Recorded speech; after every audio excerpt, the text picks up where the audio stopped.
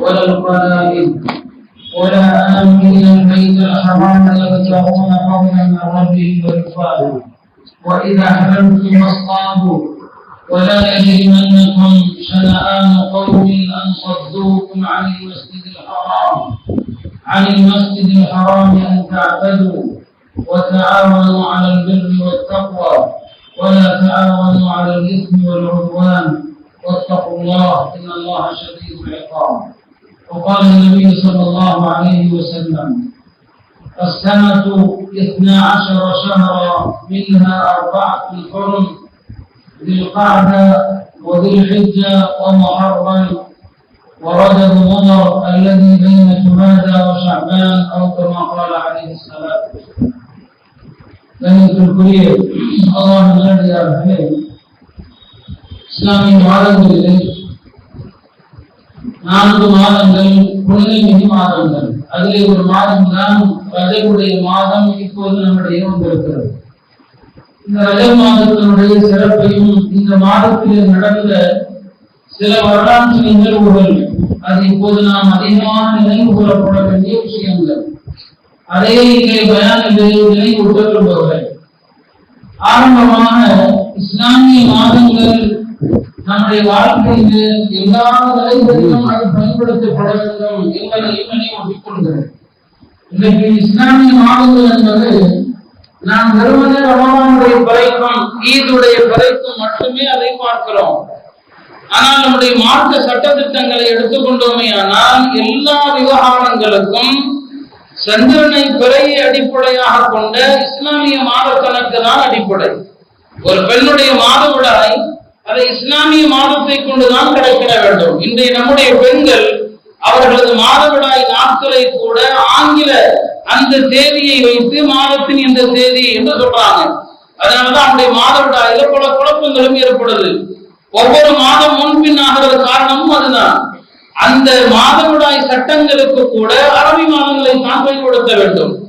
ஒரு பெண் தலாக் சொல்லப்பட்டாலோ கணவன் இறந்து விட்டாலோ அவருடைய இத்தாவுடைய காலத்தை கணக்கிடுவது இந்த பிறை அடிப்படையாக கொண்ட இஸ்லாமிய மாதங்கள் தானே தவிர ஆங்கிலேய மாதங்கள் அல்ல. ஆங்கிலேய மாதங்களை கொண்டு இந்த அவை கணக்கிடுதல் கூடாது. ஆங்கிலேய மாதங்களை கொண்டு இந்த அவை கணக்கிடுதல் கூடாது. இந்த பிறை அடிப்படையாக கொண்ட அரபிய மாதங்களைத்தான் கணக்கிட வேண்டும். ஆனால் அதுவும் கூட இன்றைக்கு நம்மிடத்திலே பழக்கத்திலே இல்லாத நிலையை பார்க்கிறோம். இன்னும் சொல்ல போனால் நம்முடைய வேலை செய்யக்கூடிய ஊழியர்களுக்கு சம்பளங்கள் கூட மாத சம்பளம் இருக்கிறது, அதுவும் கூட இந்த இஸ்லாமிய மாத அடிப்படையில தான் வழங்கப்படணும்.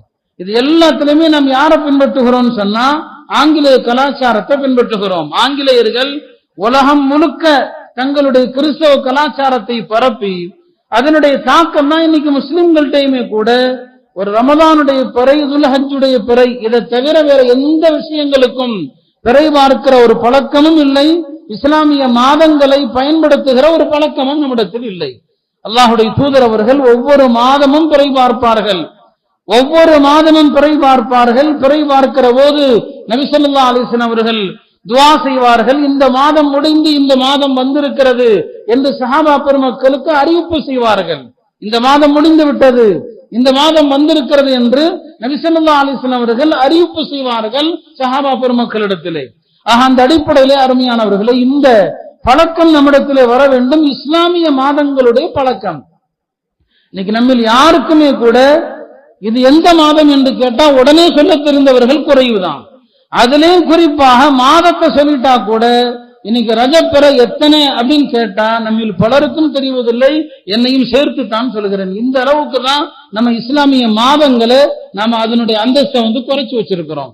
அதனால் அருமையானவர்களை, இந்த பழக்கம் முதலிலே நம்மிடத்திலே வர வேண்டும். அடுத்தது, இந்த ரஜபுடைய மாதம் அதனுடைய ஒரு சில சிறப்புகளையும் இந்த மாதத்திலே நடந்த சில வரலாற்று நிகழ்வுகளையும் நாம் நினைவுபடுத்த வேண்டிய ஒரு கட்டாயத்தில் இருக்கிறோம். பெருமானார் ஸல்லல்லாஹு அலைஹி வஸல்லம் அவர்கள் சொன்னார்கள், வருடம் என்பது 12 மாதங்கள். இந்த 12 மாதங்களிலே 4 மாதங்கள் புனித மாதங்கள். இது அறியாமை காலத்திலிருந்தே இருக்கிறது. புனித மாதங்கள் 4. அதிலே 3 மாதங்கள் தொடர்ச்சியாக துல்காதா, துல்ஹிஜ்ஜா, முஹர்ரம், இந்த 3 மாதங்களும் தொடர்ச்சியாக புனிதமான மாதங்கள். இஸ்லாத்திற்கு முந்தைய காலத்திலும் கூட அரபுகள் இந்த 3 மாதத்திலும் போர் செய்ய மாட்டாங்க. ஏன்னா துல்காதாவுல ஹஜ்ஜுடைய பயணத்தை ஆரம்பிப்பாங்க. ஹஜ்ஜுடைய பயணம் முடிந்து அவர்கள் நாட்டுக்கு திரும்புவது முஹர்ரம் மாதத்துல. துல்காதால ஆரம்பித்த பயணம் முஹர்ரம்ல முடியும். அதனால அந்த ஹாஜிகளுக்கு எந்த விதமான தொந்தரவும் ஏற்படக்கூடாது என்பதற்காக இந்த 3 மாதங்கள் அரபுகள் போர் செய்ய மாட்டாங்க.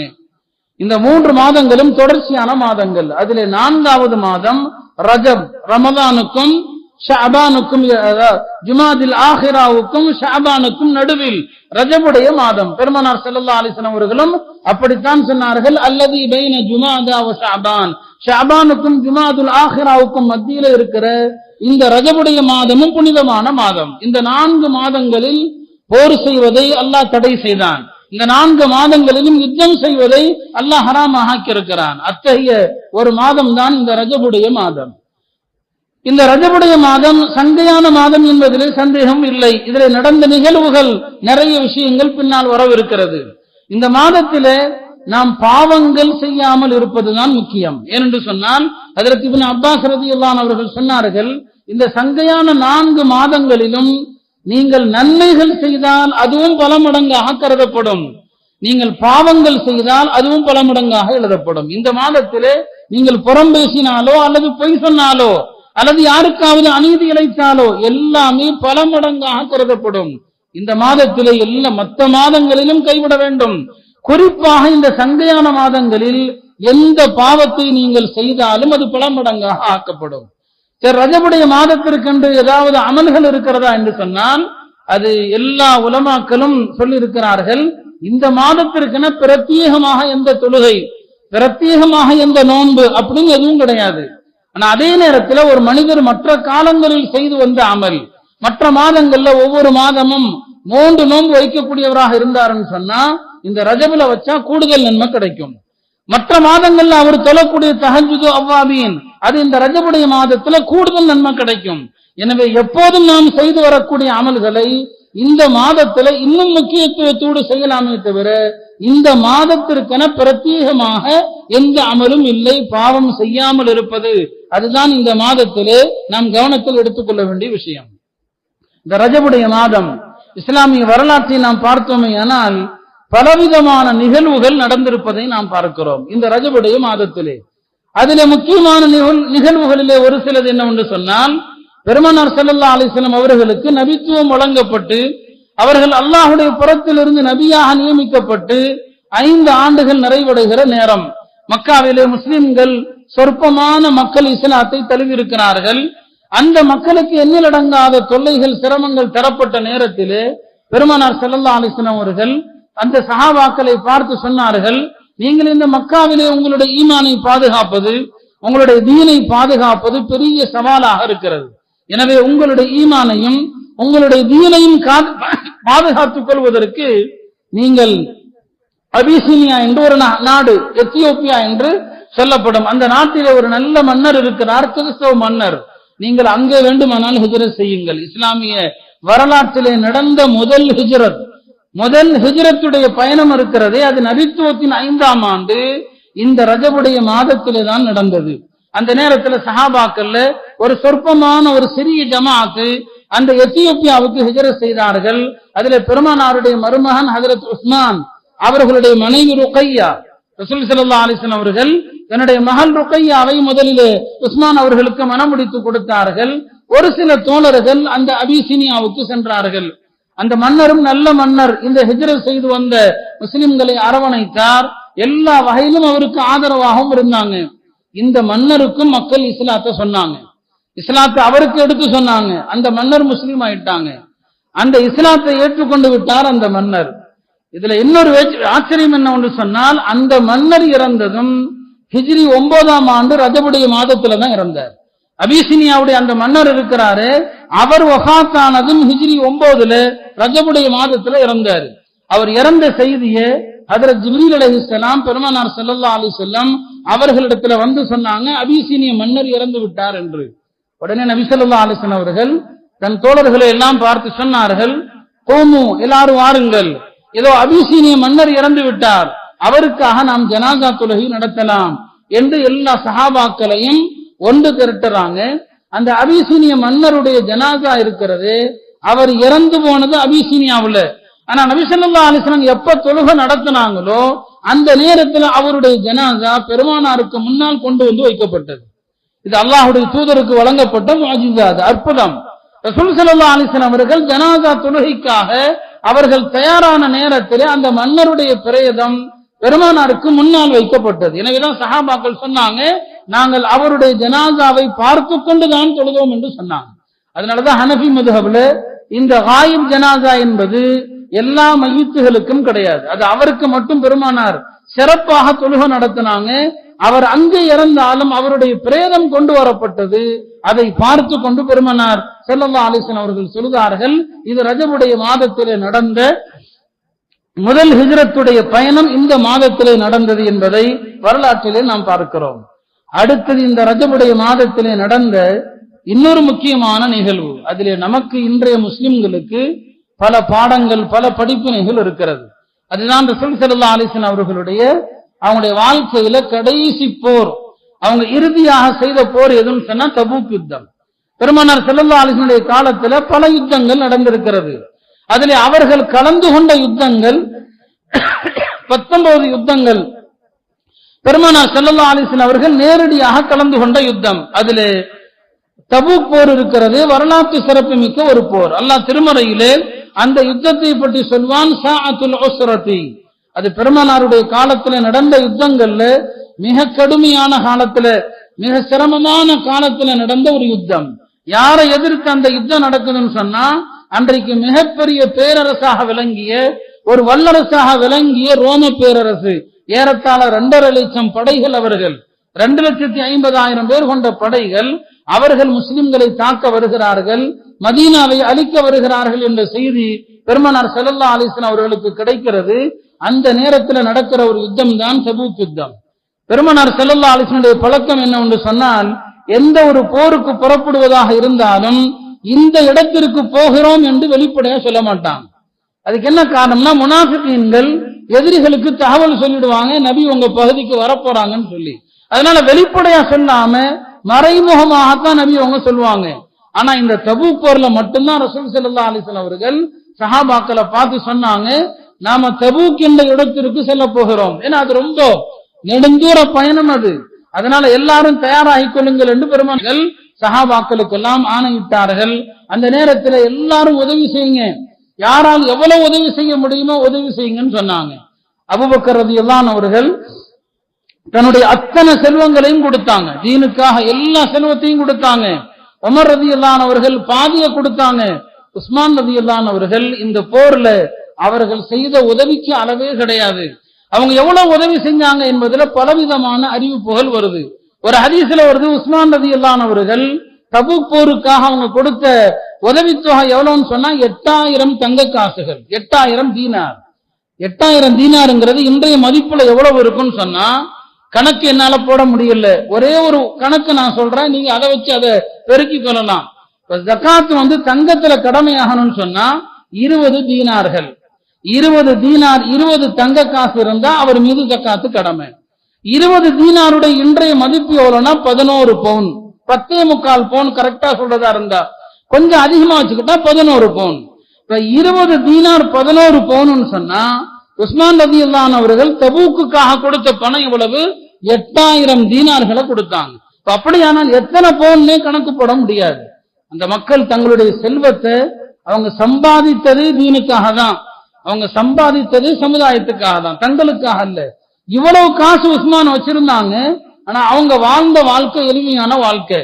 அவங்க ஜும்மா ஹுத்பாவுக்காக ஒரு ஆடை வச்சிருந்தாங்க. அந்த ஆடையினுடைய விலை எவ்வளவுன்னு சொன்னா வெறும் 4 திர்ஹம். 4 திர்ஹம் விலையுள்ள ஒரு ஆடையை தான் அவங்க போட்டிருந்தாங்க.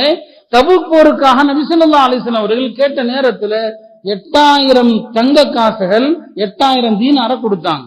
அதை கொடுத்தது நபி ஸல்லல்லாஹு அலைஹி வஸல்லம் அவர்கள் எவ்வளவு சந்தோஷப்பட்டாங்கன்னு சொன்னா, உட்கார்ந்து அவங்க துவா செஞ்சாங்க, அல்லாஹ் உஸ்மானுக்கு நீ வழங்கி கொண்டே இரு, உஸ்மானுக்கு நீ கொடுத்து கொண்டே இரு என்று துவா செஞ்சாங்க. அந்த துவாவை செஞ்சு முடிச்சிட்டு ஹஜ்ரத் உஸ்மானை பார்த்து பெருமானார் சொன்னார்கள், கஃபரல்லாஹு லக யா உஸ்மான், உஸ்மானே அல்லாஹ் உம்மை மன்னித்து விட்டான். மா அலந்த, நீங்கள் பகிரங்கமாக செய்தது, ஒமா அஸ்ரர்த நீங்கள் ரகசியமாக செய்தது, ஒமா அஹ்ஃபைத நீங்கள் மறைத்து செய்தது, எல்லாத்தையும் அல்லாஹ் மன்னித்து விட்டான். பிறகு சஹாபாக்கள் அத்தனை பேரையும் பார்த்து சொன்னாங்க, மா தர்ர உஸ்மான் மா அமில பஅதல் யௌம், இனி உஸ்மான் என்ன பாவம் செஞ்சாலுமே கூட அவருக்கு எந்த பாதிப்பும் இல்லை, எந்த பாவம் செஞ்சாலும் அவருக்கு எந்த பாதிப்பும் இல்லை. அப்படி சில சஹாபாக்களுக்கு நபி சொன்னாங்க, இனி வாழ்க்கையில் அவர் பாவம் செஞ்சாலும் பிரச்சனை இல்லை. ஒரு சஹாபி ஹாத்திப் இப்னு அபி பல்தா என்ற ஒரு சஹாபி, ஹிஜ்ரி 8ஆம் ஆண்டு பெருமானார் ஸல்லல்லாஹு அலைஹி வஸல்லம் அவர்கள் மக்கா வெற்றிக்காக படையெடுக்கிறாங்க. ரகசியமா, மக்கா வாசிகளுக்கே தெரியக்கூடாது, மக்காவுக்குள்ள ரகசியமா நுழையணுங்கிறது பெருமானாருடைய திட்டம். அவங்க அல்லாஹ்ட்ட ஒரு துவா செஞ்சாங்க, யா அல்லாஹ் இந்த மக்கா முஷ்ரிக்கீன்களுடைய பார்வைகளை எல்லாம் குருடாக ஆக்கிடு, நான் வர்றது அவங்களுக்கு தெரியக்கூடாது, அவங்களுடைய காதுகளை செவிடாக்கிடு, என்னை பத்தி எந்த செய்தி அவங்களுக்கு எட்டக்கூடாது. இப்படி ரகசியமா மக்காவுக்கு போக போறாங்க பெருமானார், யார்கிட்டையும் சொல்லல. அன்னை ஆயிஷாட்ட சொன்னாங்க, பயணத்துக்கு புறப்படு தயாராகும் சொன்னாங்க. ஆயிஷா ரமன் கேட்டாங்க, எங்க போறோம், அது உனக்கு தேவையில்லை, என்னோட பயணத்துல புறப்படுவதற்கு தயாராகும் சொல்லிட்டாங்க. அபூபக்கர்லான்னு கேட்டாங்க, யார சொல்லுதா எங்க போறோம், பெருமானார் சொல்லல, ரகசியமா இருக்கிறாங்க. இந்த நிலையில ஒரே ஒரு சஹாபி ஹாத்திப் பின் அபி பல்தா, அவருக்கு பெருமானார் மக்கா தான் போறாங்கன்னு எப்படியோ தெரிஞ்சிருச்சு. அந்த சஹாபி என்ன பண்ணிடுறாங்க, ஒரு தவறு செஞ்சிடறாங்க. தன்னுடைய அடிமை பெண் மூலமாக ஒரு கடிதத்தை கொடுத்து மக்காவாசிகளுக்கு ரசூல் ஸல்லல்லாஹு அலைஹி வஸல்லம் அவர்கள் மக்காவுக்கு படையெடுக்கிறாங்க அப்படின்னு ஒரு தகவலை சொல்லிடுறாங்க. ஒரு காரணம் இருந்துச்சு அவருக்கு, ஒரு காரணத்தினால அந்த தவறு அவர் செஞ்சிடறாரு. உடனே ஜிப்ரீல் அலைஹிஸ்ஸலாம் பெருமானாருக்கு வந்து சொல்லிட்டாங்க, இது மாதிரி இந்த பெண்ணிடத்துல ஒரு கடிதம் கொடுக்கப்பட்டிருக்கிறது, இந்த சஹாபி கொடுத்திருக்கிறாங்க, அந்த பெண் இந்த இடத்துல போயிட்டு இருக்கிறாங்க, மக்காவாசிகளுக்கு தகவலை சொல்ல, அந்த பெண்ணை உடனே நீ பிடிச்சிட்டு வர சொல்லுங்கன்னு சொல்லி உடனே நபி ஸல்லல்லாஹு அலைஹி வஸல்லம் அவர்கள் ஹஜ்ரத் அலி ஜுபைர் இந்த ரெண்டு பேரையும் அழைச்சு சொன்னாங்க, ஹாத்திபுடைய அடிமை பெண் மதீனாவுக்கு பக்கத்துல ரௌதத்து ஹாஹ்னு ஒரு இடம், இந்த இடத்துல போயிட்டு இருக்கிறாங்க, அந்த பெண்ணை போய் உடனே பிடிச்சு கொண்டு வாங்க. ஹஜ்ரத் அலி ஜுபைர் இப்னு அவாம் போய் பிடிச்சிட்டு வந்துட்டாங்க. அப்ப ஹாத்திப் பின் அபி பல்தாவை கூப்பிட்டு கேட்டாங்க, நீங்க இப்படி ஒரு காரியம் செய்யலாமான்னு சொல்லி, நான் ரகசியமா வச்சிருக்கிறேன், இந்த ரகசியத்தை மக்காவாசிகளுக்கு நீங்க தெரியப்படுத்தலாமான்னு சொல்லி. அவர் தன்னுடைய பணிவான ஒரு காரணத்தை சொன்னாரு, ஒரு முஸ்லிம் என்ன தவறு செஞ்சாலும், ஒரு பாவமே செஞ்சாலும் ஒரு சமாதானம் சொன்னா அந்த சமாதானத்தை ஏற்றுக்கொள்ளணும். அவர் சொன்னார், யா ரசூலல்லாஹ், இந்த தகவலை நான் மக்காவாசிகளுக்கு சொன்னாலும் வெற்றி அல்லாஹ் உங்களுக்கு தருவான்னு உறுதியான நம்பிக்கை எனக்கு இருந்துச்சு. அவர் சொன்னார், ஒரு வெற்றி உங்களுக்கு தான், உங்களுக்கு தோல்விங்கிறது இல்ல. நான் ஏன் மக்காவாசிகளுக்கு இந்த தகவலை சொன்னேன்னு சொன்னா, மக்கால என்னுடைய குடும்பம் என்னுடைய வீடெல்லாம் இருக்குது, எனக்கு அங்க உதவி செய்யக்கூடியவர்கள் யாருமே இல்ல. ஒருவேளை இந்த தகவலை சொல்றதுனால நீங்க படையெடுக்கிற அந்த தகவல் தெரிஞ்சா கூட என் குடும்பத்துக்கும் வீட்டுக்கும் பாதுகாப்பா இருப்பாங்க, அப்படிங்கறதுனால நான் இந்த தவறை செஞ்சேன்னு சொல்லி ஒத்துக்கிட்டாரு. அப்ப அந்த கூட்டத்தில் இருந்த உமர் கேட்டாங்க, யா ரசூலல்லாஹ், இவர் முனாஃபிக், இவரு உங்களுடைய ரகசியத்தை வெளிப்படுத்திட்டாரு, எனக்கு அனுமதி கொடுங்க, இவரை இங்கே நான் வெட்டுறேன்னு சொல்லி. உமர் ரலியல்லாஹு இப்படி சொன்ன போது ஹஜ்ரத் பெருமானார் ஸல்லல்லாஹு அலைஹி வஸல்லம் அவர்கள் சொன்னார்கள், உமர் அவர்களே, இவர் யாரு தெரியுமா உனக்குன்னு கேட்டாங்க. இந்த தவறு செஞ்ச இந்த சஹாபி யாரு தெரியுமான்னு கேட்டாங்க. இவர் பத்ர்ல கலந்து கொண்ட தோழர். அல்லாஹ் பத்ர்ல கலந்து கொண்டவர்களுக்கு என்ன சொன்னான்னு தெரியுமா, யஅமலு மா ஷிஅதும் இன்னி கத் கஃபர்து லக்கும். பத்ர்ல கலந்து கொண்ட தோழர்களை பார்த்து அல்லாஹ் சொன்னான், நீங்கள் என்ன வேண்டுமானாலும் செய்து கொள்ளுங்கள், நான் உங்களை மன்னித்து விட்டேன்னு சொல்லி. இவர் பத்ர்ல கலந்து கொண்டவர். எதற்காக சொல்ல வருகிறோம், சில மனிதர்கள் அவங்க அல்லாஹ்வுடைய தீனுக்காக சில தியாகங்கள் செஞ்சாங்கன்னு சொன்னா அவங்க எந்த தவறு செஞ்சாலும் அல்லாஹ் அந்த தவறை மன்னிச்சிருவான். சஹாபாக்கள் அப்படிப்பட்டவங்க தான். அவங்க தீனுக்காக எவ்வளவு பெரிய தியாகம் செஞ்சாங்க, அவங்க பாவமே செஞ்சா கூட அந்த பாவத்தை அல்லாஹ் மன்னிச்சிடறான். நம்ம அதை பத்தி பேச முடியாது. உஸ்மான் ரலியல்லாஹு அன்ஹு அவருடைய உதவி, அவங்களுடைய அந்த வெகுமதியை பார்த்து விட்டு சொன்னார்கள் பெருமானார் ஸல்லல்லாஹு அலைஹி வஸல்லம் அவர்கள், மா தர்ர உஸ்மான் மா அமில பஅதல் யௌம், இனி உஸ்மான் என்ன செஞ்சாலும் அல்லாஹ் அவருக்கு எந்த பாதிப்பையும் தரப்போறதில்லை. அருமையானவர்களே, நம்முடைய வாழ்க்கையில நம்முடைய இறப்புக்கு முன்னால இந்த தீனுக்காக எதையாவது செஞ்சுட்டு மௌத்தாகணும். அதான் நம்முடைய வாழ்க்கை, அர்த்தமுள்ள வாழ்க்கை. உஸ்மான் ரலியல்லாஹு அன்ஹு அவர்கள், நான் இப்ப அவங்களுடைய சிறப்பை பத்தி பேசினா நிறைய சொல்லலாம். அவங்கள்ட்ட நல்ல பழக்கங்கள் பலதும் இருந்துச்சு. அவங்க 4வதாக இஸ்லாத்தை ஏற்ற சஹாபி, 4வது நபர் இஸ்லாத்தை ஏற்றவர்கள். அவங்க சொன்னாங்க, எப்ப நான் பெருமானாருடைய கரத்தை பிடித்து இஸ்லாத்தை ஏற்றேனோ அது முதல் கொண்டு என்னுடைய வலது கரத்தால் என்னுடைய ஆணுறுப்பை நான் தொட்டது கிடையாது. ஒரு மனிதன், ஒரு முஸ்லிம் தன்னுடைய வலது கரத்தால அவனுடைய பிறவி உறுப்பை தொடக்கூடாது, வலது கரத்தால பின்பகுதியை தொடக்கூடாது. பெருமானார் தடுத்து இருக்கிறாங்க. சொன்னாங்க, எப்ப நபியுடைய கரத்தை நான் பிடித்தேனோ அது முதல் என்னுடைய வலது கரத்தால் என்னுடைய உறுப்பை நான் தொட்டதில்லை. உஸ்மான் ரலியல்லாஹு அன்ஹு சொன்னார். அடுத்து சொன்னார்கள், நான் என்னைக்கு முஸ்லீம் ஆனேனோ அதிலிருந்து ஒவ்வொரு வெள்ளிக்கிழமையும் ஒரு அடிமையை விடுதலை செய்யாமல் இருந்ததில்லை. ஒரு அடிமையை வெள்ளிக்கிழமை ஒரு அடிமை விடுதலை செய்யறது. இன்னைக்கு நாம எங்க வெள்ளிக்கிழமை தர்மம் செய்யறோம்? நான் ரொம்ப காலத்துக்கு முன்னால சொல்லியிருக்கிறேன், ஒரு காலத்துல உலமாக்கள் ஜும்மாவுக்கு வரும்போது தர்மம் செஞ்சுக்கிட்டே தான் வருவாங்க. ஷேகுல் இஸ்லாம் இப்னு தைமிய்யா ரஹ்மத்துல்லாஹி அலைஹி சொல்றாங்க, நான் ஜும்மாவுக்கு வருகிற போது கையில சில ரொட்டிகளை எடுத்துக்கொள்வேன், வழியில இருக்கிற முஸ்லிம்களுக்கு நான் கொடுத்துக்கிட்டே தான் வருவேன். ஜும்மா நாள்ல தர்மம் செய்யறது அவ்வளவு சிறந்த விஷயம். அது சொன்னார்கள், ஒவ்வொரு வெள்ளிக்கிழமையும் ஒரு அடிமையை நான் விடுதலை செய்யாமல் இருந்ததில்லை. மூணாவதாக உஸ்மான் சொன்னார்கள், நான் இஸ்லாத்திற்கு முன்னாலும் விபச்சாரம் செய்ததில்லை, இஸ்லாத்தை ஏற்ற பிறகும் விபச்சாரம் செய்ததில்லை. ஆக அருமையானவர்களே, வாழ்க்கையில ஏதாவது ஒண்ணு தீனுக்காக செஞ்சுட்டு மூத்தாகணும். உஸ்மான் ரலியல்லாஹு அன்ஹு அவர்கள் அவ்வளவு கொடுத்தாங்க, அள்ளி அள்ளி கொடுத்தாங்க. தபூக்குக்கு பெருமானார் தயாராகிறாங்க.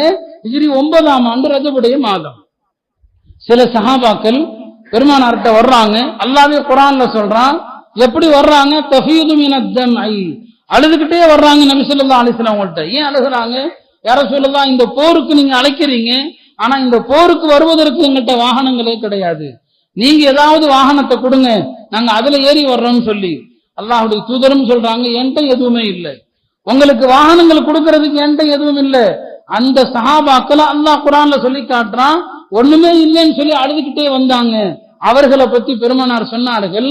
தபூக்குக்கு போன பிறகு சொன்னாங்க, மதீனால சில சஹாபாக்கள் இருக்கிறாங்க, அவங்க நம்மோட யுத்தத்துக்கு வரல, யுத்தத்துல அவங்க கலந்து கொள்ளல, ஆனா நமக்கு என்னென்ன நன்மை அல்லாஹ் தருகிறானோ இந்த நன்மையில அவங்களுக்கும் பங்கு இருக்குது.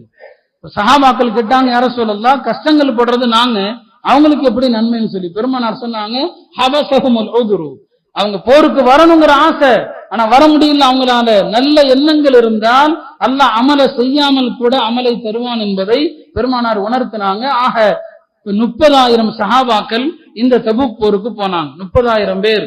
பெருமானார் செய்த யுத்தங்கள்ல அதிகமான எண்ணிக்கை இந்த யுத்தத்துல தான், கிட்டத்தட்ட 30,000 பேர் இருந்தாங்க. பெருமானார் ஸல்லல்லாஹு அலைஹி வஸல்லம் அவங்க நெடுந்தூர பயணம். தபூக் அது சிரியாவுடைய பார்டர்ல இருக்குது. அந்த போர்ல கடுமையான வெயில் காலம். ரசூல் ஸல்லல்லாஹு அலைஹி வஸல்லம் அவர்கள் சிறிய விஷயமாகட்டும் பெரிய விஷயமாகட்டும் சஹாபாக்கள்கிட்ட ஆலோசனை செய்வாங்க. பாருங்க, மஷூரா செய்யறது நல்ல பழக்கம், ஆலோசனை நல்ல பழக்கம். ஹஜ்ரத் அபூ ஹுரைரா சொல்றாங்க, ரசூல் ஸல்லல்லாஹு அலைஹி வஸல்லம் அவங்களை போல தன்னுடைய தோழர்களிடத்துல ஆலோசிக்க கூடிய எந்த மனிதரையும் நான் பார்த்ததில்லை. சின்ன விஷயம்னாலும் மஷூரா, பெரிய விஷயம்னாலும் மஷூரா. இதான் பெருமானாருடைய பழக்கம். இந்த போர்க்களத்துல ஒரு இடத்துல பெருமானார் தங்கி இருக்கிறாங்க. கடுமையான வெயில் காலம், மக்களிடத்துல தண்ணீர் பற்றாக்குறை, தண்ணீரும் கிடையாது, கடுமையான வெயில். ஹஜ்ரத் அபூபக்கர் ரலியல்லாஹு அன்ஹு அவர்கள் ரசூல் ஸல்லல்லாஹு அலைஹி வஸல்லம் அவங்கள்ட்ட சொல்றாங்க, யா ரசூலல்லாஹ், நீங்கள் பார்க்கிறீர்கள் எவ்வளவு கடுமையான வெப்பம், எவ்வளவு கடுமையான சிரமத்துல இருக்கிறோம், அல்லாஹ் உங்களுக்கு துஆ செஞ்சா ஏற்றுக்கொள்ளக்கூடிய வாய்ப்பு அல்லாஹ் கொடுத்திருக்கிறான், நீங்க எந்த நலவை கேட்டாலும் அல்லாஹ் தராம இருக்க மாட்டான், நீங்க அல்லாஹ்ட்ட துஆ செய்யுங்களேன்னு சொல்லி. நபி கேட்டாங்க, அபூபக்கரே, அதையா விரும்புகிறீர்கள், நான் அல்லாஹ்ட்ட துஆ செய்யணுமான்னு கேட்டாங்க. ஆம் யா ரசூலல்லாஹ், துஆ செய்யுங்க. பெருமானார் ஸல்லல்லாஹு அலைஹி வஸல்லம் அவர்கள் அவங்க கையை தூக்கி கீழே விடல, அதுக்குள்ள அல்லாஹ் தஆலா மலையை கொடுத்துட்டான். கையை உயர்த்தினாங்க, அந்த கையை கீழே இறக்குவதற்குள் அல்லாஹ் தஆலா மலையை இறக்கினான். சஹாபா பெருமக்கள் அவங்களுடைய தோல் பைகள் எல்லாம் என்ன செஞ்சாங்க, அந்த மலை நீரை எடுத்துக்கொண்டாங்க. அடுத்து உமர் ரலியல்லாஹு அன்ஹு அவர்கள் வர்றாங்க. அவங்க சொல்றாங்க, யா ரசூலல்லாஹ், மக்கள்கிட்ட உணவு பற்றாக்குறை, சஹாபாக்கள்ல சில பேர், உங்களுடைய தோழர்கள்ல சில பேரு உணவு பற்றாக்குறையினால கொண்டு வந்த ஒட்டகங்கள்ல சில ஒட்டகங்களை அறுக்க நினைக்கிறாங்க, அதையாவது இறைச்சியை பங்கிடலாம்னு சொல்லி. ஆனா இப்ப ஒட்டகத்தை அறுத்து பலியிடுவது முனாசிபல், இப்ப பொருத்தம் அல்ல, ஒட்டகத்தை அறுக்கிற நேரம் அல்ல. ஏன்னா எதிரிகள் ரொம்ப தூரத்துல இருக்கிறாங்க, நாம இன்னும் கடந்து செல்ல வேண்டிய தூரம் அதிகம். உங்களுடைய தோழர்கள் சில பேர் ஒட்டகத்தை அறுக்க நினைக்கிறாங்க, நீங்க வேண்டாம்னு சொல்லுங்க, வேற ஏதாவது ஏற்பாடு செய்யுங்கன்னு சொல்லி. உடனே நபி ஸல்லல்லாஹு அலைஹி வஸல்லம் அவர்கள், யாரும் ஒட்டகத்தை அறுக்காதீங்க, கம்மியான ஒட்டகங்கள் இருக்குது, இன்னும் நாம பயணம் செய்ய வேண்டிய தூரம் அதிகம். அதனால என்ன பண்ணாங்க, நபி ஸல்லல்லாஹு அலைஹி வஸல்லம் அவர்கள் சஹாபாக்கள்கிட்ட சொன்னாங்க, யாரார்கிட்ட என்னென்ன உணவுப் பொருள் இருக்குதோ எல்லாத்தையும் கொண்டு வாங்கன்னு சொன்னாங்க. ஒரு பெரிய தோல் விரிப்பை விரிக்க சொன்னாங்க. யார்கிட்ட என்ன இருக்கு கொண்டு வாங்க. ஒரு சஹாபி ஒரு கையளவுக்கு பேரிச்சம்பழத்தை கொண்டு போடுறாங்க. இன்னொரு சஹாபி ஒரு கையளவுக்கு கோதுமையை கொண்டு வந்து போடுறாங்க. இன்னொரு சஹாபி ஒரு கையளவுக்கு சோளத்தை கொண்டு வந்து போடுறாங்க. ஒவ்வொருத்தர்ட்ட யார்கிட்ட என்ன இருக்குதோ எல்லாரும் கொண்டு வந்து அந்த விரிப்புல போடுறாங்க. இருக்கிறது 30,000 பேர். நபி ஸல்லல்லாஹு அலைஹி வஸல்லம் அவர்கள் எல்லாரும் கொண்டு வந்து போட்ட பிறகு அந்த விரிப்புல அப்படி துஆ செய்யறாங்க. 30,000 பேருக்கும் அதுல என்ன போடப்பட்டுச்சோ எல்லாரும் நிரம்ப சாப்பிடுகிற அளவுக்கு அல்லாஹ் பரக்கத் செஞ்சுட்டான். அந்த அளவுக்கு எனக்கு அந்த கடுமையான நேரத்திலையும் கூட அல்லாஹ்வுடைய அற்புதங்கள் அங்கே வெளிப்பட்டது. இப்படி அந்த யுத்தத்துல பல நிகழ்வுகள் நடந்தது. அடுத்து யுத்தத்தினுடைய முடிவு என்ன? போர் எதுவுமே நடக்கல. சஹாபாக்கள் 30,000 பேர் இருக்கிறாங்க, எதிரிகள் 2 லட்சம் பேர் இருக்கிறாங்க. ஆனா அவங்களுடைய உள்ளத்துல அல்லாஹ் பயத்தை போட்டுட்டான். முஸ்லிம்கள் மீதான அச்சம். இது அல்லாஹ்வுடைய நியதி. எல்லா காலத்திலும் முஸ்லிம்கள்னாலே ஒரு பயம் இருக்கதான் செய்யும். இது அல்லாஹ்வுடைய நியதி. அது அந்த 2.5 லட்சம் பேர் கொண்ட படைக்கு முஸ்லிம்கள் மீதான பயம் ஏற்பட்டு எல்லாரும் ஓடி போயிட்டாங்க. 2.5 லட்சம் பேரும் ரசூல் ஸல்லல்லாஹு அலைஹி வஸல்லம் நினைச்சாங்க, சரி பயந்து ஓடி போயிட்டாங்க, ரொம்ப சந்தோஷம், நாம பின்னால துரத்திக்கிட்டே போலாம், ரோம் வரைக்கும் போலாம், அங்க போய் அவங்கள தோற்கடித்து விட்டு நம்ம திரும்பலாங்கிறது பெருமானாருடைய யோசனை, பெருமானாருடைய விருப்பம். இப்ப உமர் ரலியல்லாஹு அன்ஹு அவர்கள் அடுத்த ஆலோசனை சொல்றாங்க. அடுத்த ஆலோசனை என்ன? உமர் சொன்னாங்க, வேண்டாம் யா ரசூலல்லாஹ், அவங்க ஓடி போயிட்டாங்க, நம்ம மதீனாவுக்கு திரும்பிடலாம். இப்ப நாம பின்னால துரத்தி கொண்டு போறது உசிதம் அல்ல, நாம பின்னால போறது அவ்வளவு நல்லது கிடையாது. அதுக்கு சில காரணங்களை எல்லாம் உமர் ரலியல்லாஹு அன்ஹு அவர்கள் சொன்னார்கள். பெருமானார் ஸல்லல்லாஹு அலைஹி வஸல்லம் அவர்கள் அதையெல்லாம் நிதானமா கேட்டாங்க. அவங்க சொன்னதை யோசித்து பார்த்து விட்டு சொன்னார்கள், உமரே நீங்க சொல்றதுதான் சரியானது, நீங்க என்ன சொல்றீங்களோ அதான் கரெக்ட், நம்ம எல்லாம் மதீனாவுக்கு திரும்பிடலாம் என்று. அந்த யுத்தம் நடந்தது ரஜபுடைய மாதத்துல. மதீனாவுக்கு பெருமானார் ஸல்லல்லாஹு அலைஹி வஸல்லம் அவர்கள் திரும்பினார்கள். திரும்பி வந்த பிறகு ஒரு நிகழ்ச்சி நடந்தது. அது என்ன? இந்த யுத்தத்துல ஒரு 3 பேர், 3 சஹாபாக்கள் இந்த யுத்தத்துக்கு வராம மதீனால தங்கிட்டாங்க. 3 பேர் மதீனாவுக்கு யுத்தத்துக்கு வராம மதீனால தங்கிட்டாங்க. ஆனா அந்த 3 பேரும் பொய் சொல்லல, அவங்க முனாஃபிகீன்கள் மாதிரி காரணங்கள் சொல்லல. பெருமானார் ஸல்லல்லாஹு அலைஹி வஸல்லம் அவங்கள்ட்ட வந்து உண்மையை ஒத்துக்கிட்டாங்க. யார சொல்லலாம், நாங்கள் வராம போனது தப்புதான் சொல்லி ஒத்துக்கிட்டாங்க. அல்லாஹ் தஆலா அந்த 3 பேருக்கும் ஒரு தண்டனை கொடுக்க நாடினான். 50 நாட்கள் அந்த 3 பேர்கிட்ட யாரும் பேசக்கூடாது, யாருமே பேசக்கூடாது. அவங்களுடைய மனைவி மக்கள் கூட, நண்பர்கள் கூட யாரும் பேசக்கூடாது. 50 நாள் அவங்க தண்டிக்கப்பட்டாங்க. இதை பத்தி அல்லாஹ் குர்ஆன்லயும் சொல்றான். இது நமக்கு என்ன உணர்த்துதுன்னு சொன்னா, மார்க்கத்துக்காக ஒருவருக்கு ஒரு பாடம் கற்பிப்பதற்காக அவற்றை சில நாட்கள் பேசாம இருக்கலாம். உலக விஷயமா இருந்தா 3 நாளைக்குள்ள பேசிடணும். உலக ரீதியான சண்டைகள் சச்சரவுகள் அது 3 நாள் தான் அதிகபட்சம், அதுக்கு மேல பேசாம இருக்கக்கூடாது. ஆனா தீனுக்காக மார்க்கத்துக்காக ஒரு ஆள்கிட்ட எவ்வளவு நாளும் பேசாம இருக்கலாம். ஒரு கணவன் மனைவி மீது ஒழுங்கு நடவடிக்கை, மனைவியை திருத்தணும் சொன்னா 1 மாதம் பேசாம இருக்கலாம். நபி ஸல்லல்லாஹு அலைஹி வஸல்லம் அவங்களும் தன்னுடைய மனைவிமார்கிட்ட 1 மாச காலம் பேசாம இருந்தாங்க. இது மனைவியரை திருத்துறதுக்கு. சில சஹாபாக்கள் தங்களுடைய பிள்ளைகளிடத்துல அவங்கள திருத்துறதுக்கு சில காலங்கள் பேசாம இருந்தாங்க. ஆக சிலர் மீது மார்க்க ரீதியாக அவங்கள திருத்துவதற்கு அவங்க மீது நடவடிக்கை எடுக்கலாம். 50 நாட்கள் அவர்களோடு சஹாபாக்களும் பெருமானார் ஸல்லல்லாஹு அலைஹி வஸல்லம் பேசாம இருந்தாங்க. பிறகு அல்லாஹ் தஆலா அவர்களை மன்னித்தான். அது சம்பந்தப்பட்ட வசனங்களும் இறங்கியது. இந்த தபூக்குடைய யுத்தம் நமக்கு கற்றுத்தருவது என்ன? அல்லாஹ்வுடைய தீனுக்காக யார் வழங்கினாங்களோ, தியாகங்கள் செஞ்சாங்களோ, அவங்க என்ன தவறு செய்தாலும் அல்லாஹ் அந்த தவறை மன்னிக்கிறான் என்பதையும் காட்டுகிறது. இந்த ரஜபுடைய மாதத்துல இஸ்லாமிய வரலாற்றுல நடந்த இன்னொரு முக்கியமான நிகழ்வு தான் ஹிஜ்ரி 583 ஆண்டு, ஹிஜ்ரி 583. அதுல பைத்துல் மக்திஸ் வெற்றி கொள்ளப்பட்டது. ஏறத்தாழ 90 வருடங்கள் பைத்துல் முகத்தஸ்ல பாங்கு சத்தம் கேட்கப்படவில்லை. 90 வருடங்கள் பைத்துல் முகத்தஸ்ல தொழுகை நடக்கல. இஸ்லாமிய அடையாளங்கள் எதுவுமே அங்க கிடையாது. முழுக்க அது கிறிஸ்தவர்களுடைய கைவசம் இருந்தது. 90 வருடம் அந்த கிறிஸ்தவர்களிடம் இருந்த அந்த பைத்துல் மக்திஸை ஹிஜ்ரி 583ல சலாஹுத்தீன் அய்யூபி ரஹ்மத்துல்லாஹி அலைஹி அதை மீட்டெடுத்தார்கள். அவர்களது தக்வாவை கொண்டு, அவர்களது பேணுதலை கொண்டு அந்த பைத்துல் முகத்தஸை மீட்டு எடுத்தாங்க. பைத்துல் முகத்தஸை பத்தி பல தடவை நாம பேசியிருக்கிறோம். அது சாதாரண மண் அல்ல. அய்யூப் அலைஹிஸ்ஸலாம் வாழ்ந்த பூமி அது. தாவூத் அலைஹிஸ்ஸலாமுடைய மெஹராப் அங்கே இருக்கிறது. சுலைமான் அலைஹிஸ்ஸலாமுடைய அற்புதங்கள் நடந்த பூமி அது. இப்ராஹிம் அலைஹிஸ்ஸலாம் ஹிஜ்ரத் செய்த பூமி, ஹஜ்ரத் ஈசா அலைஹிஸ்ஸலாம் பிறந்த பூமி. மொத்தத்துல நபிமார்களுடைய பூமி பைத்துல் முகத்தஸ். அந்த பைத்துல் முகத்தஸ்ல 90 வருடங்கள் பாங்கு கிடையாது, தொழுகை இல்லை. அந்த 90 வருடங்கள்ல நடந்த சிலுவை போர்கள் ஏறத்தாழ மேற்கத்தியர்கள் பல முறை முஸ்லிம்கள் மீது தாக்குனாங்க. ஸலாஹுத்தீன் அய்யூபி ரஹ்மத்துல்லாஹி அலைஹி அவர்களால் வெற்றி கொள்ளப்பட்டது இந்த ரஜபுடைய மாதத்துல தான் பைத்துல் முகத்தஸும் வெற்றி கொள்ளப்பட்டது. இந்த இடத்துல நாம் இன்னொன்றையும் தெரிந்து கொள்ள வேண்டும். இந்த மார்க்கத்திற்காக தியாகம் செய்தவர்கள் எல்லாருமே அரபிகள் கிடையாது. ஸலாஹுத்தீன் அய்யூபி அரபி இல்ல, அவங்க குர்து இனத்தை சார்ந்தவங்க. அதற்கு முன்னால் போராடிய நூருத்தீன், இமாதுத்தீன் இவங்க யாரும் அரபுகள் அல்ல, அவங்க எல்லாம் துருக்கி இனத்தை சார்ந்தவர்கள். இந்த மார்க்கத்திற்கு அரபியாக இருக்கணுங்கிற கட்டாயம் இல்லை. இந்த தீனுக்கு நீங்க உதவி செய்யணும், அவ்வளவுதான். நீங்க எந்த இனத்துல பிறந்தவராகவும் இருக்கலாம். இந்த மார்க்கத்திற்காக பெரும் பெரும் பணிவிடை செய்தவர்கள் யாருமே அரபிகள் கிடையாது. நாம் பின்பற்றக்கூடிய ஹஜ்ரத் இமாமுல் ஆதம் அபு ஹனீஃபா ரஹ்மத்துல்லாஹி அலைஹி அவங்க அரபி கிடையாது, அரபி இனத்தை சார்ந்தவர்கள் அல்ல, அவங்க பார்சி இனத்தை சார்ந்தவங்க. ஆனா இன்னைக்கு உலக முஸ்லிம்கள்ல 80% முஸ்லிம்கள் ஒரு அரபி அல்லாத இமாமுடைய மதுஹபை தான் பின்பற்றுகிறோம். இமாம் ஷாஃபி ரஹ்மத்துல்லாஹி அலைஹி பியூர் அரபி, இமாம் ஷாஃபி ரஹ்மத்துல்லாஹி அலைஹி அரபி. அவங்க இன்னும் சொல்ல போனா அவங்க பெருமானாருடைய வம்சத்தினுடைய ஒரு கிளை வம்சம், பனு முத்தலிப்ங்கிற வம்சத்தை சார்ந்தவங்க இமாம் ஷாஃபி. ஆனா இமாம் அபு ஹனீஃபா ரஹ்மத்துல்லாஹி அலைஹி அரபி அல்ல. ஆனா இன்றைய முஸ்லிம்கள்ல 80% முஸ்லிம்கள் ஒரு அரபி அல்லாத இமாமை தான் பின்பற்றுகிறோம். இந்த மார்க்கத்திற்கு அவர் அரபியா இருக்கணுங்கிற தேவை கிடையாது. பெருமானாருடைய ஹதீசுகளை தொகுத்தாங்களே இமாம் புகாரியோ இமாம் திர்மிதியோ யாரும் அரபிகள் அல்ல. இமாம் புகாரி எங்க பிறந்தவங்க? ரஷ்யால பிறந்தவங்க, புகாராங்கிற ஊர்ல பிறந்தவங்க இமாம் புகாரி ரஹ்மத்துல்லாஹி அலைஹி. அல்லாஹ்வுடைய இந்த தீனுக்காக நீங்கள் உழைத்தீர்கள் என்று சொன்னால் உங்களுடைய மரணத்திற்கு பிறகும் உங்களுடைய பெயர் இருக்கும். நீங்க எத்தனையோ பேர் கபருக்கு போய் பல்லாண்டு ஆயிடுச்சு, ஆனா அவங்களுடைய பெயர்கள் வாழ்ந்துட்டு இருக்குது. நாம உயிரோடு இருக்கும் போதே செத்து போயிடுறோம். ஆக இந்த நிகழ்வுகள் எல்லாம் நமக்கு உணர்த்துவது என்ன?